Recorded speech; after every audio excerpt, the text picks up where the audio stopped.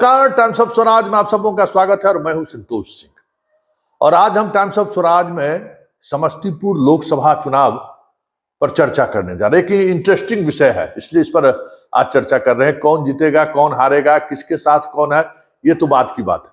लेकिन बिहार में जो कुछ हाई प्रोफाइल सीट है उसमें एक समस्तीपुर लोकसभा क्षेत्र है, जहां से अशोक चौधरी मंत्री हैं बिहार सरकार के, नीतीश जी के खास मंत्री हैं। उनकी पुत्री संभवी लोजपा रामविलास से चुनाव लड़ रही है और वो किशोर कुणाल जी की बहू है। और किशोर कुणाल जी खुद कह सकते हैं कि चुनाव प्रचार अभियान का कमान संभाले हुए हैं। और दूसरी तरफ बिहार सरकार के ही मंत्री महेश्वर हजारी के सुपुत्र सन्नी हजारी चुनावी मैदान में।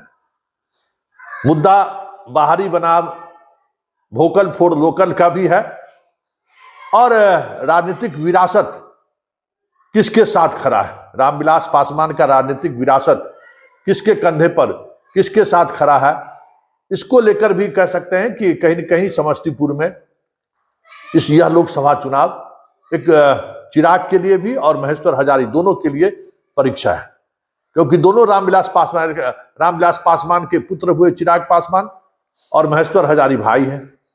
ननिहाल साइड से महेश्वर हजारी है और ये आज से नहीं, दशकों से समस्तीपुर और रोसड़ा, एक दौर में रोसड़ा लोकसभा क्षेत्र था, उस पे किसका अधिकार होगा, इसको लेकर मामा भैगना मतलब रामविलास पासवान और रामसेवक हजारी के बीच, जो हमारे सांसद भी रह चुके हैं, काफी कसमकस वाली स्थिति शुरुआती दौर से ही रहा है। लेकिन जो चर्चा करने हम जा रहे हैं वो बड़ा जबरदस्त है, क्योंकि किशोर कुणाल इन दिनों वोट मांग रहे हैं। इसी दौरान एक चर्चा, पुरानी याद लोगों के जेहन में आ गया। किशोर कुणाल जी का ससुराल समस्तीपुर जिला में ही है, विभूतिपुर रोसड़ा के ठीक बगल में, हम लोग घर के एकदम आजू बाजू में है। उनके ससुर जी यशोदा बाबू बहुत बड़े एक्साइज के अधिकारी थे। कहा जाता है कि 77 में जब कर्पूरी जी की सरकार बनी तो उसमें एक एक्साइज मिनिस्टर बने थे। एक्साइज मिनिस्टर जो है सो यशोदा बाबू को सस्पेंड कर दिया। उन पर बहुत गंभीर भ्रष्टाचार का आरोप था। 4-5 महीना सस्पेंड रहे होंगे तो पूरा समस्तीपुर के भूमिहार सब जाके वहां धरना प्रदर्शन कर्पूरी जी से कहे कि देखिए आप मुख्यमंत्री हैं, जिला के अधिकारी हैं और उनको आपने जो है निलंबित कर दिया है। बड़े बबेला मचा, लोग मान हुआ तो उनके सस्पेंशन को वो तोड़ दिए। लेकिन सस्पेंशन तोड़ने के बाद जो समाजवादी धारा है उसमें एक अलग तरीके का उबाल शुरू हो गया कि कर्पूरी जी कैसे भ्रष्टाचार के साथ खड़े हो गए। और कहा जाता है कि 1984 का जो लोकसभा क्षेत्र था चुनाव, उस चुनाव में कर्पूरी ठाकुर के हार की एक बड़ी वजह यशोदानंद का सस्पेंशन तोड़ना भी था। और आज फिर मतलब लोगों के जेहन में एक बार फिर से वो किशोर कुणाल का ससुराल, किशोर कुणाल की यादें लोगों को जेहन में लौट आया है। और चर्चा अब ये होने लगी, उस दौर के जो लोग थे वो अब चर्चा करने लगे हैं कि देखिए कैसे जो है यशोदा बाबू के कारण कर्पूरी ठाकुर हारे, और आज फिर उसी धरती पर एक तरफ रामनाथ ठाकुर प्रचार कर रहे हैं, कर्पूरी ठाकुर के सुपुत्र किशोर कुणाल के पुतोहू के साथ खड़े हैं, दूसरी तरफ महेश्वर हजारी वही हजारी परिवार की तरफ से, दोनों तरफ से कसमकस चल रहा है। इस पूरे मुद्दे पर हमारे साथ बात करने के लिए हमने जो इस जिले के एक कह सकते हैं कि देखिए इस जिले में समाजवादी मतलब कांग्रेस विरोध की राजनीति का आजादी के आंदोलन के पहले से केंद्र रहा है, पूरी रही है और जबरदस्त फाइट किया है कांग्रेसियों से। ये अलग बात है कि उस दौर में जाति पाति नहीं था, लेकिन बाद के दिनों में जैसे जैसे समाजवादियों में समाजवाद जातिवाद की तरफ बढ़ता चला गया, ये जिला का समाजवाद चरित्र ही नहीं बदला, समाजवाद आंदोलन भी खत्म हो गया और एक खास जातिवादी राजनीति ही समाजवाद के तौर पर टिमटिमाता हुआ आज भी दिख रहा है। यही वजह है कि उम्मीदवार भी अब नहीं मिल पा रहा है इस जिले के, कि कोई योग्य उम्मीदवार जो है चुनाव लड़ सके। चलिए हमारे साथ उस दौर के राजनीति में कह सकते हैं कि जिस दौर की ये घटना जिसका हम जिक्र किए हैं, उस दौर की राजनीति में कह सकते हैं कि समाजवादी आंदोलन के जो युवा तुर्क नेता थे, उस युवा तुर्क नेताओं में एक हमारे साथ है और ये किसी पहचान के मोहताज नहीं है, हमारे साथ है। और उनसे हम जानना चाहते हैं कि आखिर क्या हुआ था, कर्पूरी ठाकुर को क्यों हार झेलनी पड़ी थी। समस्तीपुर जिनका गृह जिला, वो पूरे प्रदेश के दलित, शोषित, वंचित समाज का एक समाजवादी चेहरा, मुख्यमंत्री भी रह चुके थे कर्पूरी ठाकुर। और उनको अपने गृह जिला में, जहां उन्होंने राजनीति का ककारा सीखा, वहां उनको एक बेगूसराय से आए हुए एक उम्मीदवार की वजह से उनको हार का सामना करना पड़ा। हम आप बात करते हैं विजयवंत चौधरी जी से, जिस हम युवा तुर्क नेता की बात कर रहे थे, उस दौर के युवा तुर्क समाजवादी नेता आज उन इतिहासों को कह सकते हैं कि समेटे हुए अपने अंदाज से आज भी उन चीजों को ये याद करते हैं। तो जरा बात करते हैं विजयवंत चौधरी बाबू से कि क्या हुआ था। इतिहास दोहराएगा कि नहीं दोहराएगा ये तो 4 जून को पता चलेगा, लेकिन जिस वजह से कर्पूरी ठाकुर जी को हार का सामना करना पड़ा था, एक बड़ी वजह थी। वो वजह क्या था, कैसे वो प्रचार अभियान का हिस्सा बन गया, और कर्पूरी ठाकुर जैसे स्वच्छ छवि पर गांव गांव में भ्रष्टाचार की चर्चा होनी कैसे शुरू हुई। चलिए हम बात करते हैं विजयवंत चौधरी जी से। को लेकर भी गर्माई थी। हाँ हाँ, उनके कारण राजनीति बहुत गर्मी आ गई थी, जिस गर्मी का एहसास कर्पूरी जी को भी करना पड़ा था 84 में आकर। कहानी ये है कि 1977 में कर्पूरी जी की सरकार बनी थी। उनकी सरकार में सहरसा से आए हुए बैजनाथ महतो आबकारी विभाग के मंत्री बनाए गए थे। और उन दिनों कांग्रेसी राज हुकूमत के समय से ही आबकारी विभाग के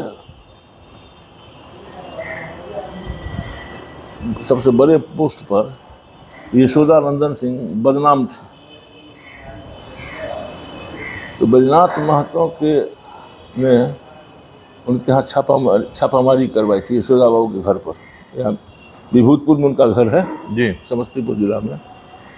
तो छापामारी में यहाँ सब विभूतपुर वाले मकान से भी बहुत कुछ बरामद हुआ था, जिस बरामदगी के कारण यशोदा बाबू को बैजनाथ महतो ने सस्पेंड निलंबित कर दिया था। बाद में 6-7-8 महीना के बाद भूमिहारों के दबाव पर कर्पूरी जी ने बैजनाथ महतो का निलंबन, यशोदा बाबू का निलंबन वापस ले लिया, जिससे क्षुब्ध होकर के आबकारी मंत्री बैजनाथ महतो जी ने इस्तीफा दे दिया था। यह बात उस समय तो आई गई हो गई, लेकिन 84 में जब कर्पूरी जी लोकसभा के चुनाव में तैयारी किए और उम्मीदवार अपने को घोषित कर दिए, तो बैजनाथ महतो जी के सहयोगी भी कर्पूरी से क्षुब्ध होकर के गजेंद्र हिमांशु जी ने उस समय एक समता पार्टी बना रखी थी। गजेंद्र हिमांशु जी और गुलाम सरवर, जैसे और भी कई एक नेता थे, अभी नाम हमको याद नहीं पड़ रहा है, सारे लोगों ने बैजनाथ मेहता जी को 84 में कर्पूरी जी के खिलाफ चुनाव में खड़ा कर दिया। जिस चुनाव में उन दिनों हम जनता पार्टी से क्षुब्ध थे, लेकिन कर्पूरी जी के हराने का एक सहयोगी मैं भी था जी, जनता पार्टी के नाम से। तो जनता पार्टी ने, समता पार्टी ने और कम्युनिस्ट पार्टी ने बैजनाथ महतो को सपोर्ट कर दिया। वह चुनाव का रिजल्ट निकलने के बाद, जबकि शुरू में कहते थे कि समता पार्टी और जनता पार्टी भी समस्तीपुर में कहाँ है, तो हारने के बाद उन्होंने, कर्पूरी जी ने स्वीकार किया कि मैं कांग्रेसियों के द्वारा नहीं हराया गया हूँ, मैं जनता पार्टी, समता पार्टी और कम्युनिस्ट पार्टी के द्वारा हराया गया हूँ। यही उस समय की कहानी। ये यशोदा और चुनावी मुद्दा बने थे कि चुनाव में चर्चा। बैजनाथ मेहता इसीलिए खड़े ही हुए कि कर्पूरी जी को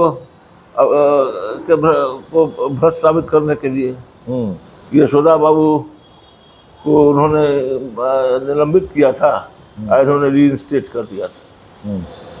इस बात की चर्चा करते ही थे बैजनाथ महतो, अपने भी करते थे, गुलाम सरवर भी करते थे और गजेंद्र हिमांशु भी करते थे। मतलब एक बड़ा भ्रष्टाचार का मुद्दा बन गया था कि भाई ये इनको जो यशोदा बाबू का निलंबन मुक्त किए, जिस वजह से कर्पूरी जी को हार का सामना करना पड़ा रामदेव राय से। उस समय में क्या इसी तरीके से कैंपेन हुआ था कि भाई भ्रष्टाचार के साथ कर्पूरी ठाकुर खड़े रहे या किस तरह? हाँ, इसी तरह से उन्होंने भ्रष्टाचारियों की मदद की और भी कुछ नाम निकाला गया जो उनके मुख्यमंत्री काल में संरक्षण हुए। हालांकि कर्पूरी ठाकुर पर मैं भ्रष्टाचार से कुछ जमा करने का आरोप कोई नहीं लगा सकते, लेकिन उस चुनाव में कर्पूरी जी ने जिन बदनाम अफसरों को थोड़ा भी मदद कर दिया था उसकी चर्चा होती रही थी। उस समय की नैतिकता थी कि लोग भ्रष्टाचारी को नहीं देखना चाहते थे। कांग्रेस पर ही उन दिनों को भ्रष्टाचार का आरोप लगता था। अब जब लोगों को यह मालूम हुआ कि कर्पूरी जी ने भी किसी भ्रष्टाचारी को मदद किया था तो आश्चर्यचकित रह गए थे। इसलिए एक बहुत बड़ा तबका जो खुल करके उनके विरोध में नहीं गया, लेकिन उनके लिए प्रचार भी नहीं किया, उसका नुकसान उनको हुआ। उसका नुकसान हुआ। बहुत बड़ा वोटर का तबका, 1.25 लाख वोट से हर जगह कर्पूरी ठाकुर जी के लिए मामूली बात नहीं थी। वो भी उनके गृह जिला में। रामदेव राय बगल से आए थे, बेगूसराय जिला से।